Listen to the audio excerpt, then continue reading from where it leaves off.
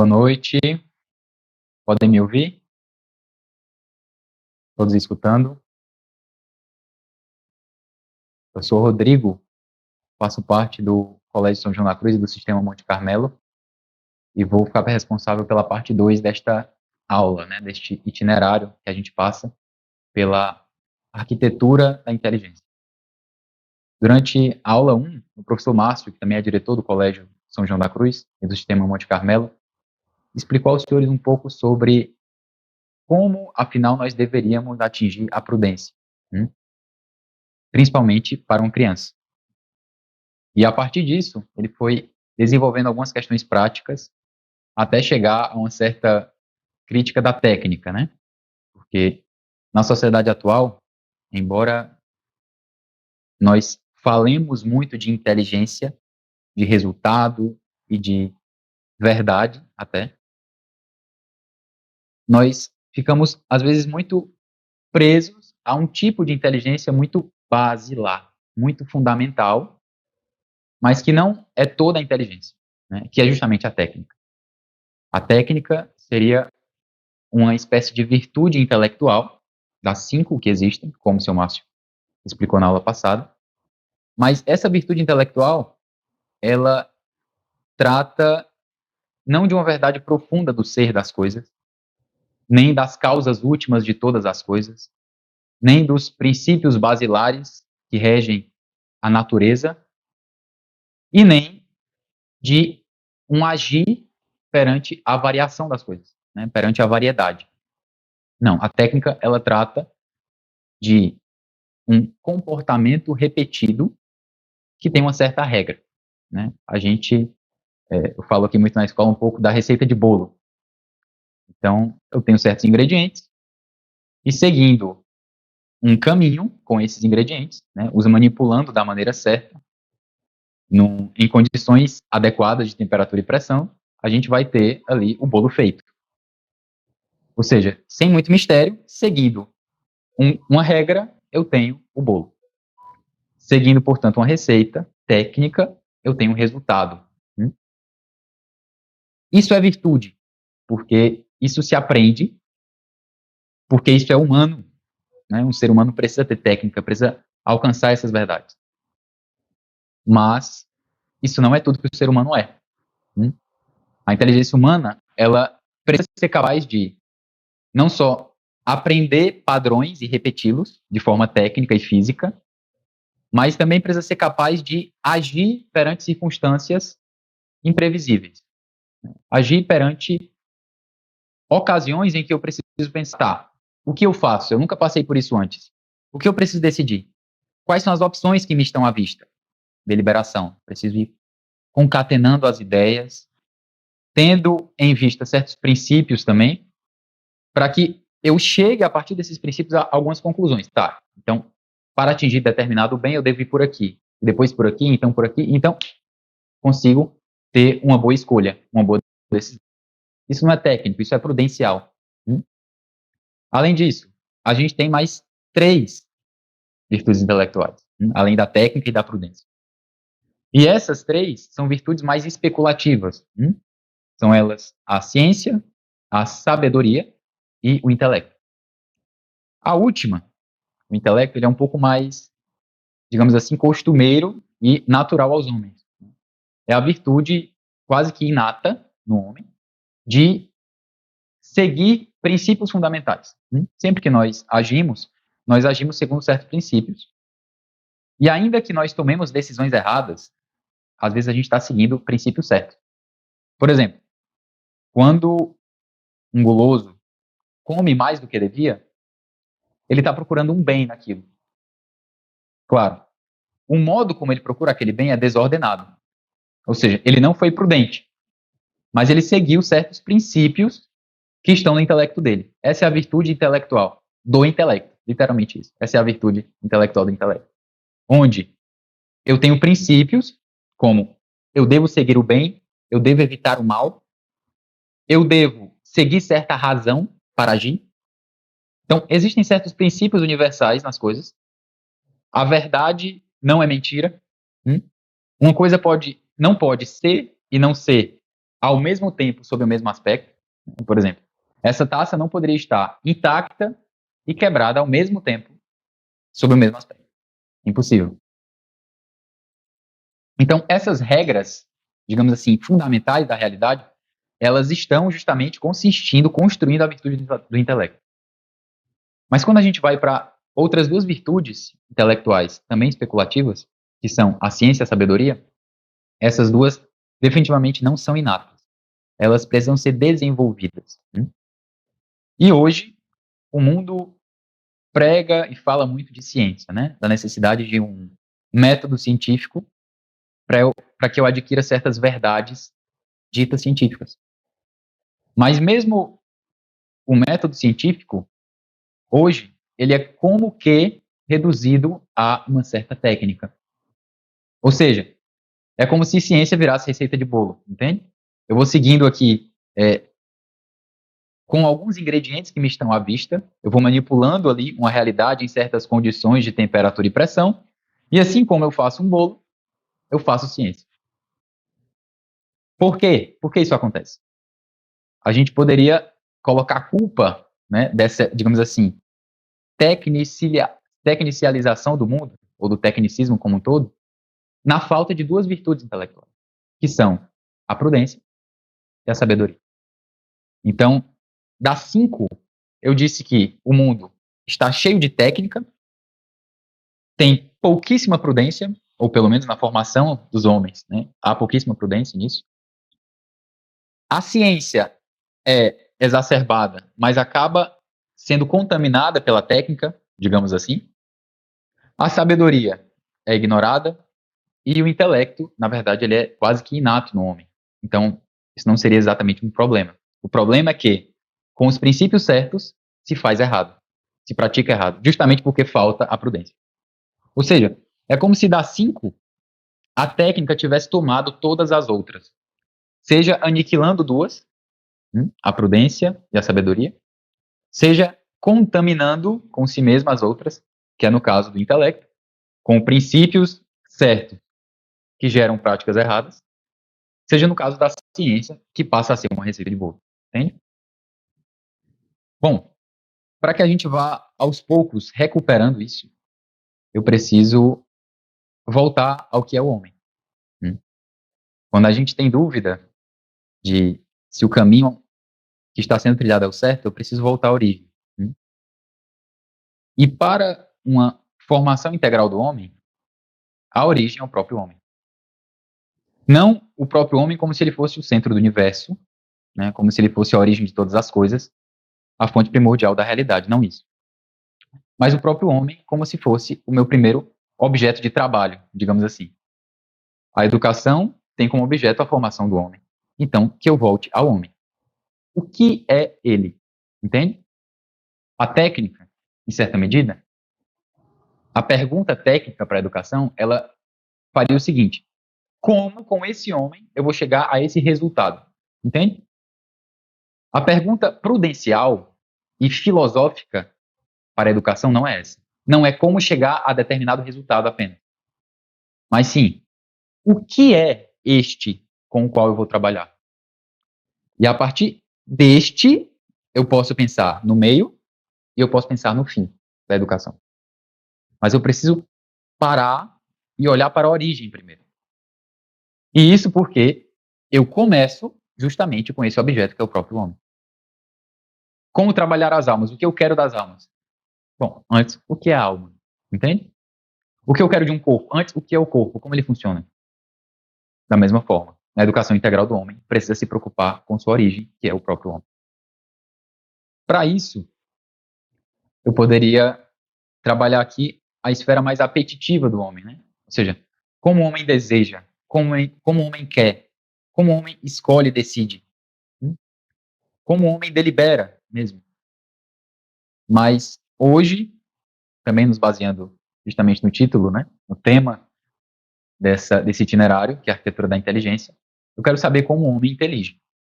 Ou seja, como o homem, a partir das suas próprias capacidades e potências, a partir do que ele é, do seu ser, consegue ir galgando um caminho racional até atingir a verdade das coisas. Mas esse caminho, antes de ser trilhado, antes de defini-lo, eu preciso expor, digamos assim, a esquerda e a direita. Eu preciso expor um pouco de erros possíveis que parecem ser o caminho, mas não são. O primeiro erro, e a nossa sociedade está bem habituada a ele, é o chamado materialismo. Uma visão materialista do homem anula o que ele tem de espiritual. Anula o que ele tem de, portanto, eterno, porque tudo que é material se corrompe. E anula o que ele tem de finalidade. Se a gente tem, por exemplo, uma sociedade técnica e cientificista, eu começo a ter muita coisa que dá muito resultado, ser muito eficiente em tudo, produzir muito, mas não saber o porquê de eu estar produzindo. Ou seja, ok, eu produzo milhares e milhares de toneladas de um determinado produto. Eu produzo muita tecnologia. Eu invento muita coisa. Eu consigo ter todo o conforto do mundo. Eu tenho toda a tecnologia. Eu posso fazer o que eu quiser.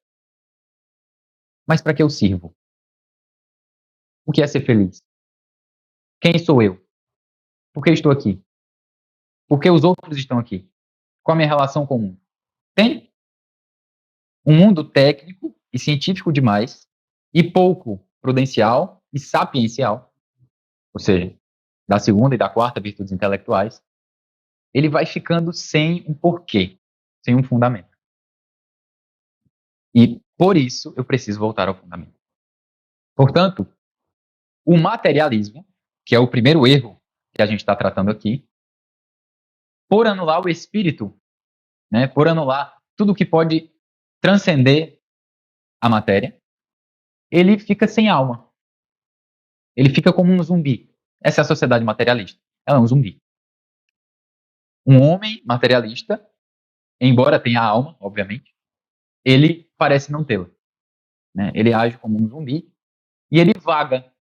Ele vive, mas ele não sabe por que vive.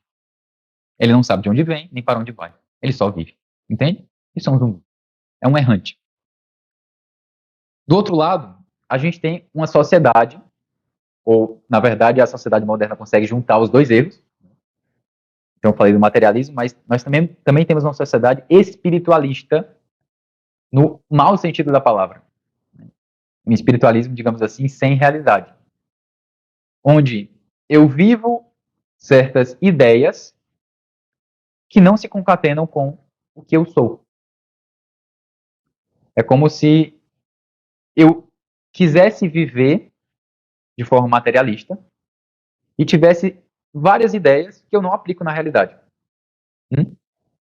E desse modo, eu vivo segundo o materialismo, sem alma, e eu vivo segundo o espiritualismo, sem corpo. Ou seja, de uma forma impalpável, né? De uma forma abstrata demais. Esse é o ser humano mal formado, né, que nós temos atualmente. Ou seja, alguém que no dia a dia produz muito e não sabe o porquê, e aquilo não tem uma finalidade exatamente, nenhuma origem, e que ao mesmo tempo, às vezes, pensa muito, mas sem conseguir trazer significado à própria vida dele, aquela vida tecnicista. O homem, ele não é só matéria, o homem não é só espírito. O tomismo, ele dá alma, digamos assim, ao mundo, né? E ele dá corpo, digamos assim, às nossas ideias. Né? Ele permite que essas ideias se materializem. E é por isso que, com a arquitetura da inteligência, eu não posso ignorar Santo Tomás de Aquino. Né? Porque ele fez o favor, facilitando o nosso trabalho, de sintetizar a filosofia clássica, de modo que eu tivesse uma visão real do que são as coisas. E essa visão real consegue concatenar técnica, que é importante, prudência, que é importante, ciência, que é importante, sabedoria e intelecto, que são importantes, entende? Bom, feita essa introdução, nós vamos ao quadro, e eu vou tratar de explicar um pouco, a partir do que o homem é, como eu falei, ou seja, a partir da ontologia do homem, do que é o ser do homem, o modo como ele conhece. Um princípio muito basilar dentro da filosofia é evidente. Para que algo aconteça, é preciso que seja possível que aquilo aconteça. E para que aquilo seja possível de acontecer, é preciso ter condições que possibilitem. Então, é mais ou menos assim: condição, possibilidade, fato. Vou dar um exemplo, tá? Para eu conhecer, eu preciso ser capaz de conhecer. Conhecer, fato, digamos assim, ação. Possibilidade, capacidade de conhecer. Mas como eu vou ser capaz de conhecer se eu não tenho uma condição? Ou seja, se eu não tenho algo em mim, já posto em mim, algo que eu já possuo de fato, que vai tratar de ter a capacidade de conhecer e que vai conhecer, por sua vez. Que é o que a gente chama de inteligência, por exemplo. Entende? Então, essa regra é quase que universal no homem. O que ele faz depende do que ele é capaz. E o que ele é capaz depende do que ele é, do que ele tem enquanto homem. Então, de novo, fato ou ação, digamos assim, a realização da coisa, Santo Tomás diria operação, depende de uma possibilidade, Santo Tomás diria potência, a possibilidade de fazer, a capacidade de fazer determinada coisa, determinada ação. E, por último, essa possibilidade vem de algo que eu tenho, de uma condição que eu tenho, que eu possuo, que está no meu ser. E Santo Tomás diria faculdade. Então, conhecer implica que eu sou capaz de conhecer. E ser capaz de conhecer implica que eu tenho a faculdade que leva a essa capacidade. Que é justamente, nesse caso, né, por exemplo, a inteligência. Isso vai se aplicando ao homem por inteiro. Por exemplo, querer indica capacidade de querer, e a capacidade de querer indica uma faculdade que é capaz de querer. Vontade. Lembrar indica a capacidade de lembrar, e isso indica, no caso, a imaginação ou a memória. A gente vai aprender aqui um pouco. Entende? Então, cada operação que o homem faz, realiza, depende de uma capacidade que ele tem, uma potência, e essa potência implica uma coisa, uma condição no homem que justamente se realiza a partir daquela ação. De forma muito didática, eu penso as pernas, né? Se alguém anda, é porque pode andar. E se pode andar, nesse caso, porque tem perna. Entende? Só que a gente usa essa lógica para a alma. E vai entender a alma do homem a partir disso. Para aqueles que gostarão de algum tipo de repertório, né, de Santo Tomás, onde ele vai tratar desse assunto da arquitetura da inteligência, eu recomendo a primeira parte da Suma Teológica, chama Prima Pares, né? Das questões 70 a 80, tá? 82, 83, onde ele vai tratar do homem. Né? Na primeira parte, ele vai tratar de toda a criação, começa pelo Criador, né? Tratando de Deus, ali das vias, e aí vai desenvolvendo para tratar da criação, fala dos anjos, por isso que o nome é do tom angélico também. Mas em determinado setor, ele fala do homem especificamente, do homem no geral, e ele vai traçar desde a essência do homem até as faculdades humanas, até, e aí ele divide, né, faculdades cognoscitivas e faculdades apetitivas, então vai tratar da finalidade do homem e continua. Então, para quem quer, digamos assim, essa citação, muitíssimo importante, tá? Tratem de estudar Santo Tomás. É claro, Santo Tomás não é tão simples por causa do seu linguajar, mas não é esse o nosso problema. A gente tem que ir crescendo e tem que progredir. Tem que ser capaz de, digamos assim, mastigar a carne, né? Conseguir acessar uma linguagem mais complexa. Também é questão de hábito, também se adquire. Entende? Vamos ao quadro sobre as faculdades cognoscitivas. Né? Quando eu falo de cognoscibilidade, eu estou falando de conhecimento. Porque o homem, ele tem, digamos assim, a possibilidade de adquirir uma verdade, e essa verdade das coisas vai levá-lo a realizar ou a buscar um determinado bem. Por exemplo, eu olho para uma comida e vou deliberando, vou julgando, e eu considero essa comida saudável. Isso é uma verdade. Essa comida saudável, em determinadas condições, ela me causa uma inclinação a buscá-la como bem. Tá? Isso é algo básico no homem, mas que vai se estendendo às faculdades mais elevadas. Então, a faculdade mais elevada que busca a verdade é a inteligência, que busca o bem à vontade. Mas hoje, nós não falaremos do bem. Tá? A gente vai focar na parte, de novo, cognoscitiva do homem, que é justamente essa. Sobre verdade e conhecimento, nem todo conhecimento é uma verdade especulativa, certo? A gente precisa separar, digamos assim, níveis de verdade. Por exemplo, é verdade que os senhores estão agora me assistindo a partir de um smartphone, de um notebook, talvez da TV, enfim, mas de algum dispositivo eletrônico. E é verdade que ele está lá. Mas essa verdade, ela não é exatamente especulativa, elevadíssima, nobilíssima, filosófica. É uma verdade sensível. Os senhores estão vendo sensivelmente, com os olhos, de forma verdadeira, um objeto. Então perceba, nem todo conhecimento é extremamente elevado. Fala de algo eterno. Então, o caminho para o conhecimento, ele sai de algo mais basilar, como a própria visão, de algo mais fundamental. E ele vai crescendo até chegar a uma verdade, digamos assim, mais espiritual, mais especulativa e mais nobre. Mas não significa que eu vivo a partir somente de verdades nobres. Eu preciso dessas verdades mais sensíveis, desse conhecimento mais básico, para adquirir conhecimento mais posterior. É aquilo que os clássicos diziam, que a inteligência do homem vem pelas mãos.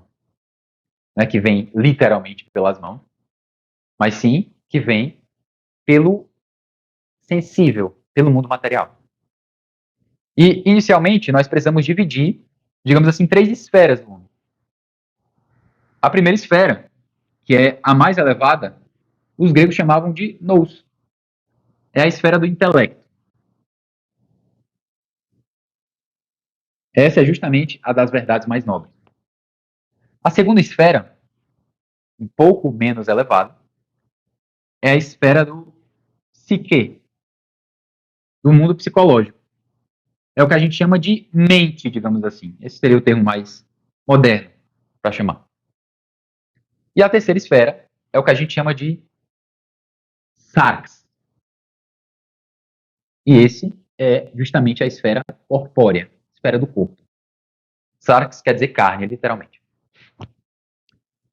Por que essas subdivisões?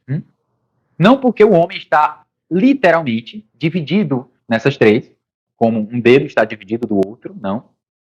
Mas o homem é um todo singular, a alma do homem, ela não se divide nessas 3 exatamente. Porque, na verdade, elas 3 são uma só. Essas 3 formam, digamos assim, uma só pessoa humana. Então, o homem é tudo isso. Eu não consigo anular essa realidade, entende? Então, eu não posso trabalhar só essa, ou só essa, ou só essa de uma vez. Eu posso, sim, evidenciar determinada esfera do homem, mas eu nunca consigo isolá-la completamente. Elas sempre estão mais ou menos interligadas. Santo Tomás, por exemplo, ele fala de uma realidade, estudando as paixões do homem, ele chama de redundância. Redundância. É quando, por uma excitação muito forte de uma verdade nobre que eu vejo, por exemplo, eu sinto algo no corpo. Ou o contrário, digamos assim, por uma ira muito forte que eu vou sentindo no corpo, por exemplo, eu começo a querer pensar imagens odiosas, fazendo mal às outras pessoas. Isso é redundância. Ou seja, quando uma esfera é mais intensamente estimulada, as outras também sentem aquilo. Porque o homem é um só. Ou seja, a alma humana, ela unifica tudo isso. Mas vamos às faculdades do homem. Então, dizia eu, né? Uma operação, ou seja, uma realização de um ato, implica uma potência. Andar implica capacidade de andar. E a capacidade de andar, ou seja, a potência, implica uma faculdade. Certo? Nós vamos seguir exatamente esse itinerário, né, para estudarmos cada uma das potências. Na esfera do sarx, do corpo, na esfera da mente, na esfera do intelecto. Por enquanto, a gente vai seguir isso de forma mais teórica, né, mas aos poucos a gente consegue sim ir desenvolvendo de forma prática cada coisa. Mas o objetivo desta aula, é que nós vejamos o homem como um todo, né, enquanto um ser que conhece, um ser que intelige. Bom, no corpo, as faculdades cognoscitivas se chamam sentidos. Sentidos, nesse caso, externos, porque são sentidos mais corpóreos. Bom, todos nós já conhecemos os 5 sentidos, e na verdade, Santo Tomás elenca mais sentidos do que os 5. Mas os 5 como que resumem todos os outros. Porque eu posso ter um senso de magnitude, a temperatura como que está dentro do tato e assim por diante. Então, os sentidos externos são aqueles que captam informações fragmentárias das coisas. Como é que eu explicaria isso? Quando nós temos um bebê que nunca enxergou um determinado objeto, ou seja, um objeto nunca antes visto, ele não sabe o que é aquilo, nunca viu aquilo antes, não sabe para que serve e não sabe com o que se parece. Ele encara determinado objeto. Aquele bebê não sabe o significado daquela coisa. E, no entanto, ele vê aquela coisa. Dá um exemplo, um pincel. Então, ele não sabe para que serve. E tanto que qual é a primeira reação dele, né, de um bebê de alguns meses de idade? É justamente querer tocar, querer tatear, às vezes até colocar na boca, né, aquele objeto. Porque ele quer alguma informação, ele está buscando alguma informação daquilo. Mas ele não consegue ainda discernir, digamos assim, o significado daquela coisa. Até que ele vê o pai riscando, ele vê outra pessoa riscando, ele abre, ele analisa, ele se risca, e pouco a pouco ele vai reunindo várias imagens daquilo. Mas perceba, inicialmente, na primeira imagem do pincel, aquele pincel não tinha significado. Ele era apenas uma informação fragmentária. Ou seja, ele era a informação de um tato, a informação de um paladar, caso o bebê tenha colocado o pincel na boca, a informação de um olfato, caso ele tenha cheirado a tinta do pincel, da visão, que viu, e, por exemplo, da audição, no fechar e no abrir da tampa, ou no cair. Então, cada órgão sensitivo vai dar àquele bebê uma informação. Mas essas informações estão inicialmente separadas, porque são órgãos distintos que captam a realidade sensível externa daquele objeto. Essas informações estão, portanto, separadas. Então, a gente poderia colocar aqui, em azul, informações fragmentárias. É isso que os sentidos externos me dão. Mas essas informações fragmentárias, como os senhores já perceberam, elas não são suficientes para que eu entenda o que a coisa é. Para que eu entenda de que ela me serve, qual é a relação que eu tenho com ela e exatamente por que aquilo está ali. Entende? O que eu faço com aquilo. Então, aos poucos, a criança vai vendo, sentindo, de todos os modos, aquele determinado objeto, e ela vai reunindo essas informações dentro de si. Bom, quando nós imaginamos um pincel, nós já sabemos o barulho que eu faço tapando ou abrindo ele. Nós já sabemos, digamos assim, a textura dele. Nós já sabemos o peso dele. Nós já sabemos até o cheiro da tinta. A gente consegue imaginar o cheiro da tinta. Ou seja, é como se aquelas imagens que estão separadas pelos sentidos, elas estivessem reunidas dentro de mim. É como se alguma coisa em mim tivesse reunido as imagens fragmentárias dos sentidos externos. O que foi isso? Perceba, isso é uma realidade. essas informações estão unidas em mim. Isso é fato. Dá um outro exemplo, né? A água. Quando eu tenho contato com a água, a visão,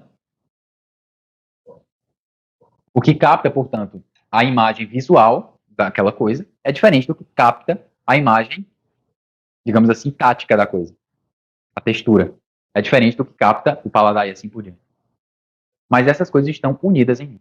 Quando eu imagino água, eu já posso imaginar o sabor, que está unido à visão, que está unido à audição e assim por diante. O que em mim consegue justificar esse fato? Ou seja, existe uma realidade. O que justifica isso? A capacidade dessa realidade. Ou seja, o que justifica que essas coisas estejam unidas em mim, essas imagens? Que eu tenho a capacidade de uni-las. Mesma coisa das pernas. O que justifica que eu ande? Que eu seja capaz de andar. O que justifica que essas imagens estejam unidas em mim? A capacidade que eu tenho de uni-las. E a capacidade de uni-las implica que eu tenho algo em mim, ou seja, uma condição, uma faculdade, lembra que eu expliquei? Que as une. Essa faculdade a gente chama de sentido comum. Ou seja, os sentidos externos que estão nesse campo do corpo, eles vão ser reunidos, as suas informações fragmentárias serão reunidas por uma faculdade que a gente chama de sentido comum. Percebe? Perceba, essa demonstração, que é lógica, a gente está seguindo um caminho a partir de realidades que nós temos. Todo mundo consegue se imaginar como um bebê, ou ver um bebê, de fato, imaginar um bebê, que vai conhecendo as coisas, como que engatinhando no conhecimento, até adquirir um certo bom senso do que as coisas são e para que servem. Então, essa realidade, ela já implica que existe algo em mim que reúne as informações dos sentidos externos. Então, o sentido comum, ele não precisa ser provado cientificamente, não é assim. Eu não preciso provar cientificamente que você existe. Você sabe, eu existo. Tem? Então, nem tudo precisa ser provado cientificamente. Isso é uma prova de que modo? É uma prova filosófica. Tem?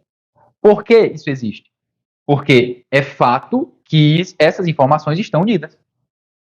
E se esse fato existe, eu tenho a capacidade de fazê-lo. Se eu tenho a capacidade, eu tenho a faculdade que o faz, que é essa. Acabou. Entende? Prova filosófica. Então, claro, eu não consigo fazer um cálculo ou, por uma, como que receita de bolo, verificar se isso existe exatamente. Até consigo, porque o sentido comum, ele está relacionado ao sistema nervoso de algum modo, né? O mundo psicológico, e o sentido comum está dentro dele, ele também tem uma parte de corpo. Ele é, digamos assim, a união entre o intelecto e o corpo. É algo como que espiritual e como que corpóreo. É um misto, é um composto. Então, eu até consigo, cientificamente, indicar que isso poderia existir. Mas eu posso indicar que isso existe na alma, de fato, de forma filosófica, como eu fiz agora. Mas não para aqui. Essas imagens reunidas em mim, elas podem ser, digamos assim, reanimadas. Como eu fiz agora. Nós imaginamos uma criança, um bebê. Nós imaginamos um pincel. E se não houvesse pincéis nessa sala, no caso A, eu poderia imaginar um pincel mesmo assim. E não há bebês nessa sala, eu imagino um bebê mesmo assim. Ou seja, essas informações fragmentárias, elas não foram só reunidas, elas foram internalizadas. De modo que eu consigo reavivá-las em mim quando eu quiser. Claro, não é só a vontade que manda aqui, mas principalmente quando eu quiser. Então, eu consigo imagine tal coisa e aquilo vem à minha imaginação. Se eu consigo formar uma imagem dentro de mim sem aquilo estar presente, é porque alguma coisa internalizou aquela imagem. Então, a coisa não foi só reunida, ela foi internalizada. E isso significa que eu tenho a capacidade de fazê-lo, e essa capacidade implica uma faculdade. Qual a faculdade? Imaginação. Então, a imaginação é a faculdade pela qual a reunião imagética, a reunião de imagens feita pelo sentido comum, vai ser internalizada em mim. De modo que aquilo que eu imagino não precisa estar presente. Basta que eu algum dia tenha captado aquilo. Imagine agora uma coisa que você nunca viu. Uma coisa que não se parece com nada do que você viu ou sentiu. Não consegue. Então, eu preciso ter captado aquilo de algum modo. Ah, mas eu consigo imaginar o que eu não vi. Exemplo, uma montanha de prata. Certo, mas você já viu a prata e você já viu a montanha. Entende? Então, a imaginação ela consegue sim articular imagens, manipular imagens que já estão dentro. Mas antes, eu preciso as ter captado do lado de fora, sentidos externos, na forma de informações fragmentárias que foram reunidas e internalizadas. Entende? Então, vou colocar só a função, porque senão ficaria um texto imenso aqui, né? Função de sentido comum, a gente pode falar aqui, reunião. Ele reúne as imagens dos sentidos externos, as informações fragmentárias. Papel da imaginação, a gente pode falar internalização. Ou seja, ela como que metaboliza aqueles nutrientes que estavam do lado de fora e joga para dentro. Agora eu tenho aquilo presente em mim. E eu não dependo de uma realidade externa para que aquilo venha à minha mente. Entende? Então, esse mundo aqui, ele já é o mundo da mente. Entende? Mas não para aqui. Essa imagem, que é internalizada e que já está em mim, graças à imaginação, a essa faculdade que eu tenho, ela não tem ainda um significado. De novo, vamos ao bebê, porque como adultos é difícil explicar isso, porque a gente faz tudo isso quase que ao mesmo tempo. Porque nós já captamos imagens demais e já temos juízos e significados em todas as coisas, ou quase todas. Mas, se um bebê se depara, por exemplo, pela primeira vez com um caixão, ele está lá engateando e bate a cabeça num canto, começa a chorar, e aí acaba o choro, alivia o choro, não tem ninguém lá, ele, tá, acaba o choro. E aí olha para o caixão e percebe que aquilo é uma peça de madeira, fica mexendo, né? Tenta olhar, tem uma alavanca ali, não tem. Tem alguma coisa para puxar, tem aqui um local para segurar o caixão. Ele vai investigando aquilo de algum modo, né? Os traços, as cores, vai tentando conseguir informações fragmentárias, mas aquilo não tem significado para ele, como tem para nós. Para nós, o caixão ele indica, porque em nós ele está ligado a uma rede de outras coisas, de certo modo uma morte, uma cerimônia, um ambiente de gravidade, uma tragédia, por vezes. Ou seja, uma certa tristeza, um momento marcante e assim por diante. Luto indica certas ideias que estão conectadas em nós. Mas no bebê, na criança, ele não indica nada. Ele é simplesmente aquelas informações fragmentárias que foram reunidas e foram internalizadas. Ou seja, a imaginação, ela não indica um entendimento da coisa. Ela não indica que eu captei de fato aquela coisa com um significado para mim. Ela indica apenas que eu tenho aquela imagem dentro de mim. Entende? A imagem fria, sem significado de um caixão para um bebê que o viu é diferente da imagem que eu, Rodrigo, tenho sobre o caixão. Por quê?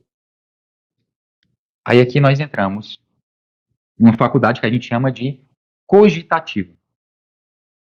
A chamada cogitativa é a faculdade da alma que me permite atrelar significado a uma imagem internalizada. Então, qual o significado, por exemplo, desse artefato, desse objeto? Entre os significados dele está também a função. Ele é um receptáculo, um recipiente, onde eu posso armazenar líquidos. Qual é, digamos assim, o significado desse objeto? Claro, como ele é um objeto material, feito por um homem, o significado está muito atrelado à função, de novo. Então, ele serve para registrar num quadro. E aquele caixão, qual o significado? Ele serve, de novo, um objeto material, que tem uma função, ele serve para armazenar um corpo. Mas não é só armazenar um corpo, é uma função fria. Não, esse corpo tem que estar morto. E aí, aquilo vai se interligando a vários outros significados. Entende? Ou seja, a cogitativa, ela não se trata apenas de captar questões externas que não têm tanta relação comigo. Até ali era só um caixão. Mas aqui, aquilo ganha um significado. Até ali era só alguma coisa transparente, interessante, que te linta. Mas aqui tem um significado. Entende? Para que serve uma roupa? Até aqui, nesse caso era só uma coisa preta, que tem uma certa textura, e que eu consigo imaginar. Mas aqui ela tem um significado. Então, a cogitativa é aquilo que significa uma imagem que eu já internalizei. Entende? É pela cogitativa que eu vou começar a pensar. É por isso que cogitar, cogito, vem de pensar. Claro, isso aqui é só o primeiro passo para o pensamento, tá? Isso aqui não é intelecto. Intelecto, Santo Tomás chama de razão universal. Já a cogitativa, ela se chama razão particular. Ela não é essa razão universal na qual atinge uma verdade eterna. Ela é uma verdade, ela atinge verdades particulares. É uma razão particular. Entende? Mas ela é essencial para que eu capte informações fragmentárias que são reunidas, que são internalizadas, e estas serão significadas. Então, as coisas têm significado para mim, a partir da cogitativa. Mas também não paro por aí. Porque algo precisa ser capaz de armazenar, digamos assim, o fruto dessas duas. Tanto a imaginação quanto a cogitativa, elas são como que unidas em uma faculdade, que é o que a gente chama de memória. Então, a memória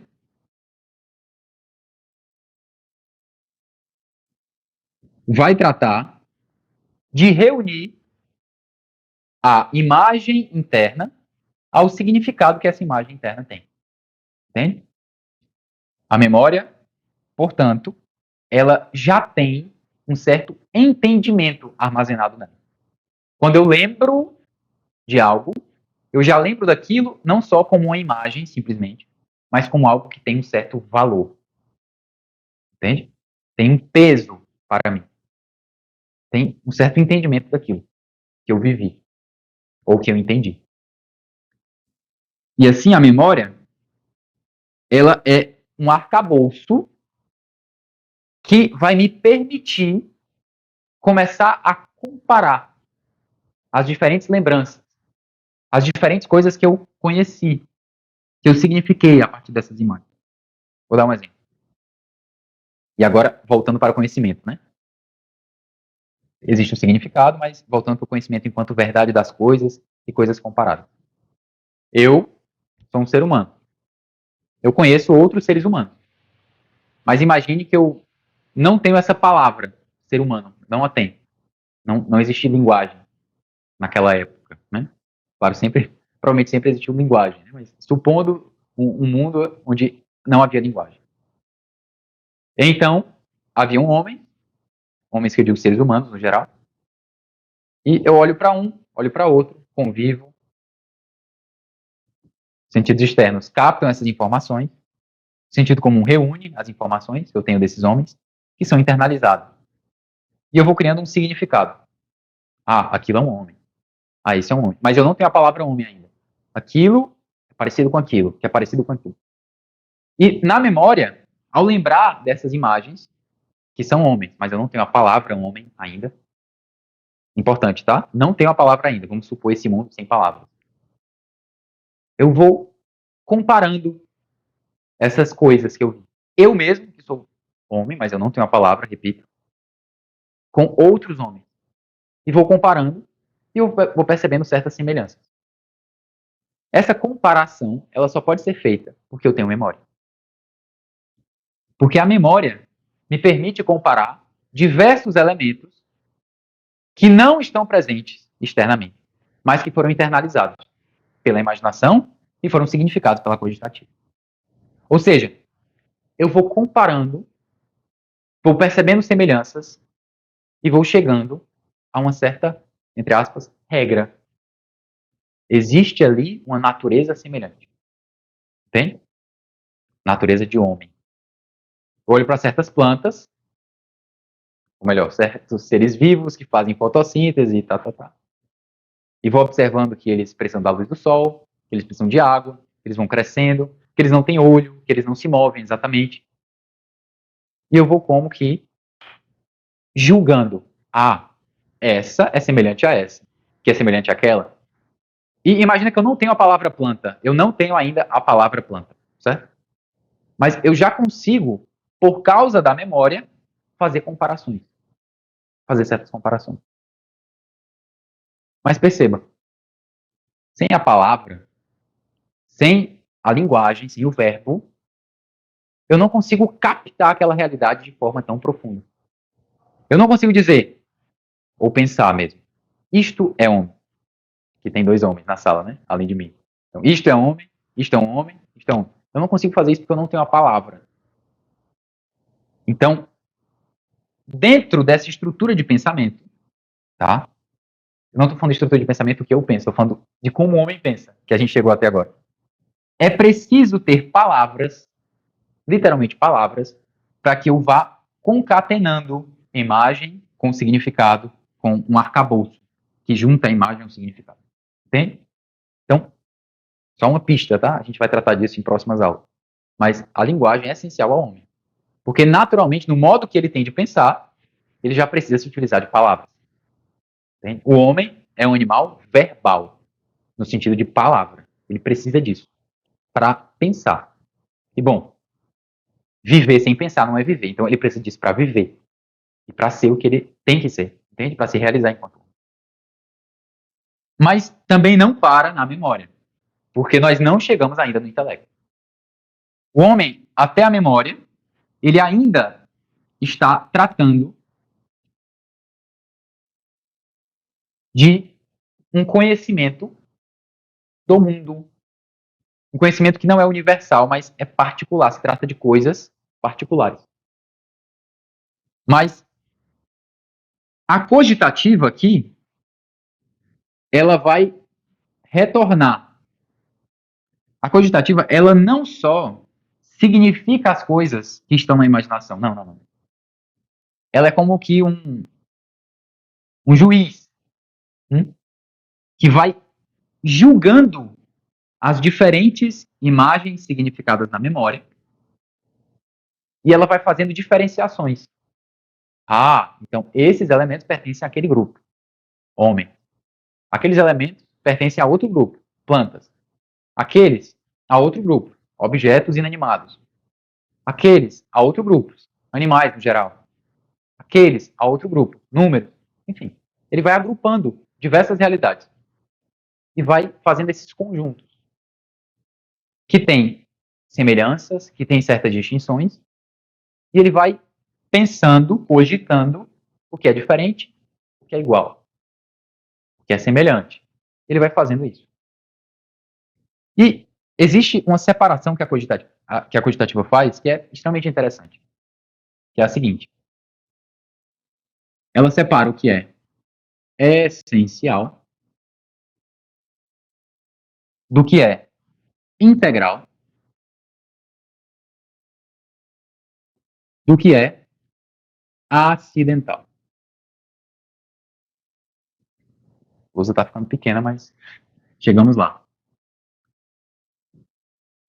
O cabelo ruivo é acidental a um homem. Aqui não tem nenhum de cabelo ruivo. Ter 2 braços e 2 pernas é integral ao homem. Porque aqui todos têm 2 braços e 2 pernas, mas supondo que eu perdesse um dos braços, eu ainda seria um homem. Entende? Então, por que é integral? Porque deveria ser Ou seja, eu deveria ter 2 braços e 2 pernas, mas eu posso não tê-lo e ainda ser homem. Existe um prejuízo, existe alguma coisa que me falta, digamos, ao meu corpo nesse caso. Mas eu ainda sou homem, entende? Então, acidental é aquilo que pode ser e pode não ser. Eu posso ser ruivo ou não e tanto faz.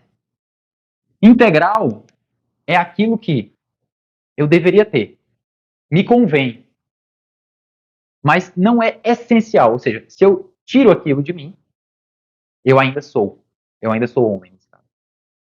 Agora, alma ou, por exemplo, imaginação. Todos os 3 aqui têm. E se não tivessem, nós não seríamos homens. Aí, com certeza. Sentidos externos. Todos os 3 aqui têm. E se não tivéssemos, não seríamos homens. Ah, mas e alguém que não tem audição, por exemplo?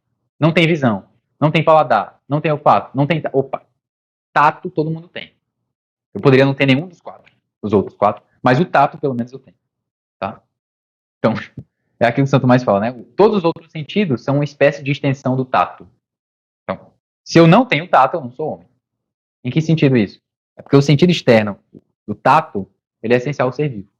Tá? Ele é essencial ao ser vivo enquanto ser humano.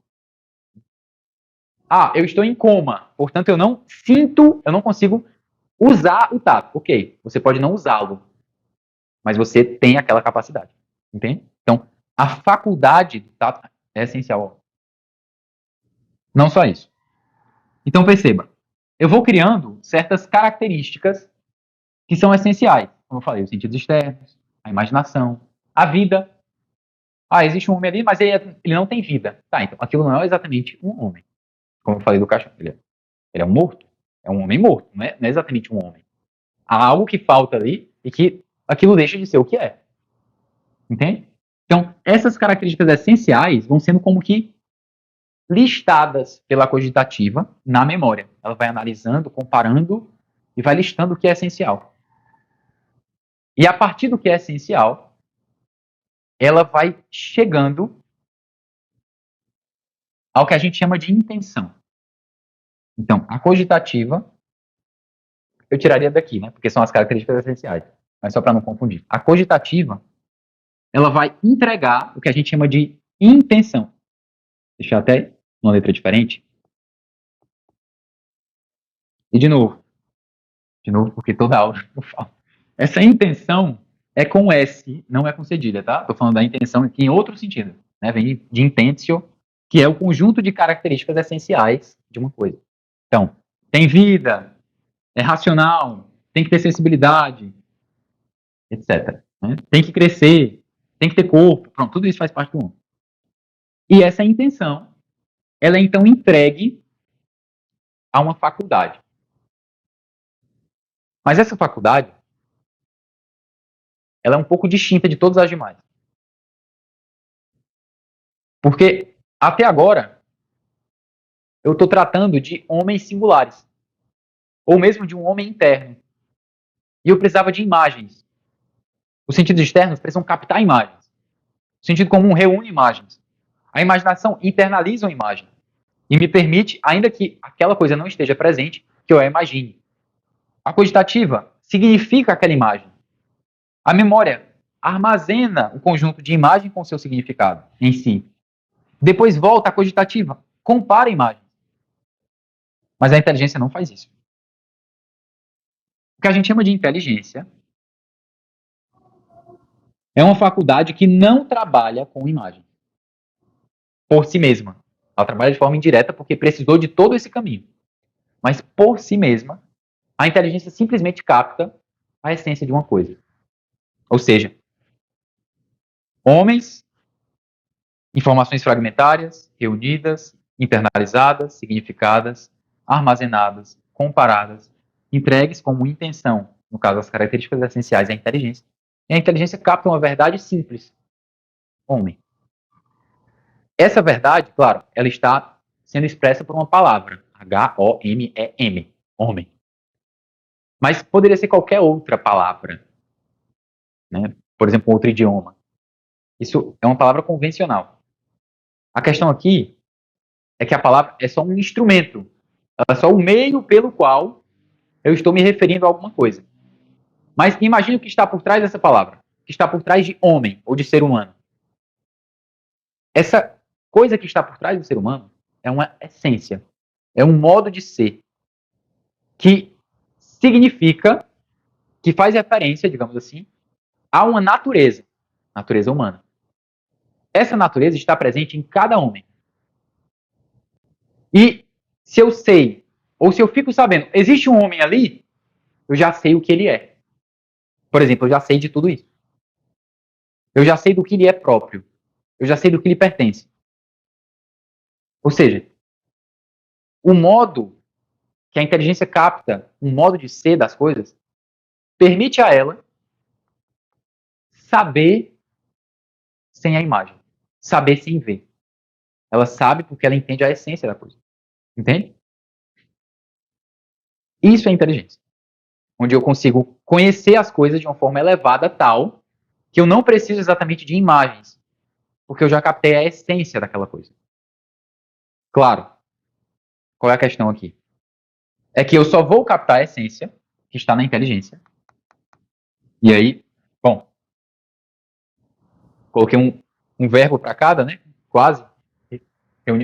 Um substantivo para cada, reunião, internalização, significado, memória. A gente pode colocar armazenamento, né? Digamos assim.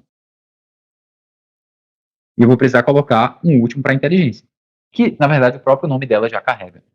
Intelecção. Que é uma espécie de leitura interna das coisas. A inteligência consegue penetrar por trás das imagens, por trás das aparências que são captadas, para receber em si, ou seja, ler em si, por isso inteligência, né? Ler dentro de si, digamos assim, e ler desde dentro das coisas, o que as coisas são. Mas eu só consigo cumprir todo esse itinerário se eu respeitar a natureza humana, que é o intelecto, que é a mente, que é o corpo, mas essas coisas não são separadas. Entenda. Essa separação ela é pedagógica, mas na realidade isso tudo é o homem. Entende? Então, o começo de uma formação integral do homem, voltando ao que eu falava no começo da aula, é não ser nem materialista e nem um espiritualista, mas ser humano. Entende? Onde eu tenho corpo, eu tenho mente, eu tenho intelecto, eu sou homem, simplesmente. Nem um espírito solto, sem corpo, impalpável, e nem um corpo morto, sem alma. Isso é o homem, integral, um todo. Então, na educação, eu não posso desprezar nenhuma dessas etapas, mas eu preciso como que percorrê-las com a criança. E é interessante como isso me ajuda não só lá para os mais novos, mas também para os mais velhos. Então, na medida das idades, eu vou tendo como que um progresso, né? E um foco maior. Primeiro, no que há de mais externo, porque a criança é quase toda externa. Depois, no que há de mais interno e psicológico. E, por último, no que há de mais especulativo e intelectual. Entende? Mas precisa ter esse progresso. Eu não vou ensinar direito. Eu não vou formar um ser humano. Se eu não formar um ser humano como um ser humano é. Por isso, a gente tem que começar da origem, que é o ser do humano. Entende? É isto. Bom, entendido isso, vamos às dúvidas.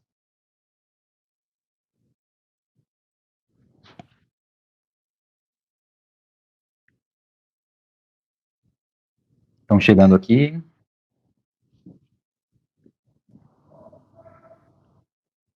Pode falar o nome? Pode. João Santos. Obrigado pela excelente apresentação. Por nada. Muito gosto. Suponho que veremos em próximas aulas, mas como esses conceitos são aplicados no processo educativo das crianças nos colégios, através dos tutores e do material didático. Como os pais podem estimular o desenvolvimento e aperfeiçoamento dessas faculdades especialmente da inteligência em seus filhos. Bom, é como o senhor falou, senhor João. Suponho que veremos em próximas aulas. O senhor acertou a suposição. É isso mesmo, viu? Aí eu não posso adiantar, né? Mas, só um exemplo, tá? Isso ajuda muito na educação, é uma questão prática. Eu não posso ficar trazendo elementos, palavras, que não foram captadas pela criança. Então, supondo que eu explique um sistema digestório com nomes de diversas enzimas, hormônios, tipos celulares, para uma criança de 7 anos de idade ou de 8 anos de idade. Ela não vai entender. Ela não vai acessar aquela realidade. Supondo que eu explique, por exemplo, um processo fotossintético. Chego para uma criança de 7 anos, olha, o processo fotossintético é o meio pelo qual os organismos vegetais produzem glicose para a sobrevivência. A criança, ela entendeu daí 1%, né? Mas aí você repete. Entendeu? Eu vou repetir. E aí, vai repetindo, vai repetindo, vai repetindo. Você está tentando fazer a criança entender só a partir de uma audição, mas não está verificando se ela capta o significado daquilo, por exemplo. Então, eu não posso explicar a fotossíntese para a criança assim. Eu preciso falar com os termos dela para uma criança de 7 anos. Claro, eu posso introduzir uma palavra nova numa aula, mas eu não posso introduzir 10 palavras novas em uma aula, sabendo que ela não vai acessar. Porque o significado, ele precisa estar atrelado à imagem, para ela entender. Porque senão ela não vai conseguir jogar a imagem com o significado na memória. Não vai conseguir comparar direito depois, para depois chegar na intenção e captar a essência daquela coisa, entende? Então, exemplo, né? Como se explicaria fotossíntese para uma criança? Olha, pega uma plantinha lá no dia anterior, né? Chega, bota a plantinha. Olha, essa plantinha aí, como é que ela sobrevive? O que ela precisa para sobreviver? A criança fica pensando, eu acho que ela precisa de água, né? Porque se eu colocar água todo dia aí na planta, falando lá com alguém, né? Conversando. Tá, ela precisa de água. O que mais ela precisa? Aí supondo que a criança não saiba de nada, não tem ideia do que ela precisa. Começa a fazer perguntas, né? Certo, precisa de água. Se eu arrancar a planta daí, o que acontece? Deixar ela solta, assim. Solta. Eu pendurar ela numa corda. Ela vai sobreviver? A criança pensa assim. Não, acho que não. Por quê? Ela precisa ficar no chão, né? Precisa ficar no chão. Tá, mas se eu colocar ela em um monte de pedra, ou numa mesa como essa, que é a mesa de granito, ela vai sobreviver? A criança pensa, não. É qualquer chão? Não, ela precisa ficar na terra. E aí eu vou conversando e vou fazendo a criança, a partir de termos que ela conhece, entende? Que ela consegue estabelecer significado, a, de fato, entender um processo. De modo que o processo fotossintético que produz glicose para a sobrevivência de organismos vegetais, ele vira que a plantinha, a planta, ela precisa de água, de terra, que tem umas coisas estranhas lá dentro que chama nutriente. Palavra nova para a criança. Só que eu estou introduzindo um contexto que ela conhece, então ela acha fantástico. Ela precisa também da luz do sol, não é do sol exatamente, é da luz do sol, da luz solar. E ela precisa dessas coisas, desses ingredientes, digamos assim, para sobreviver e para crescer. Ou seja, essas coisas dão o que para ela? Energia. Porque a gente precisa de energia para sobreviver e para crescer. Um ser humano também precisa. Então a planta, a criança vai fazendo uma comparação, uma analogia. Ela vai entendendo uma frase que poderia ter sido explicada de modo extremamente complexo de uma forma simplista. Então, isso é uma educação humana. Eu preciso tratar de cada idade segundo o que cada idade alcança. Entende? E eu também não posso ser como que infantil, né? E supor que, não, ela é criança, então eu não vou introduzir nada para ela. Eu não vou explicar nada para ela, porque ela vai se traumatizar com aquela realidade nova. Então, eu não posso falar nutriente como uma palavra nova, porque ela não entende. Também não. Entende? Eu preciso fazer a criança subir, mas subir não como que alguém que está sendo levado para cair depois num penhasco. Não.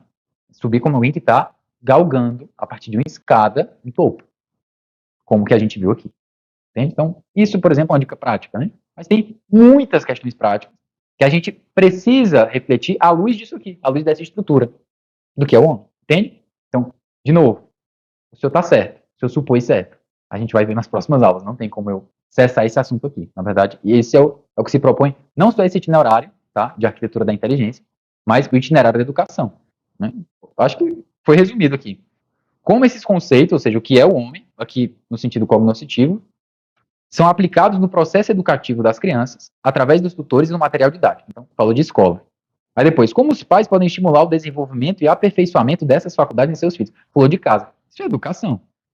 Entende? Então, isso aí é uma vida que a gente vai sim poder estudar aos poucos por aqui. Certo? Ok. Tempo esgotado.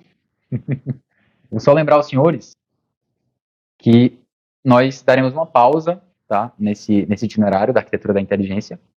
E a nossa parte 3 vai ser no dia 5 de agosto. Tudo bem?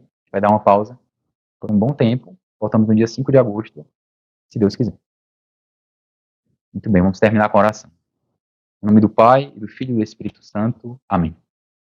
Pai nosso que estais no céu, santificado seja o vosso nome. Venha a nós o vosso reino, seja feita a vossa vontade, assim na terra como no céu.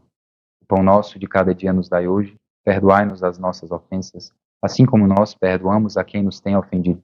Não nos deixeis cair em tentação, mas livrai-nos do mal. Amém. Ave Maria, cheia de graça, o Senhor é convosco. Bendita sois vós entre as mulheres. Bendito é o fruto do vosso ventre, Jesus. Santa Maria, Mãe de Deus, rogai por nós, pecadores, agora e na hora de nossa morte. Amém. São José, rogai por nós. São João da Cruz, rogai por nós. Nossa Senhora do Carmo, rogai por nós. Em nome do Pai, do Filho e do Espírito Santo. Amém.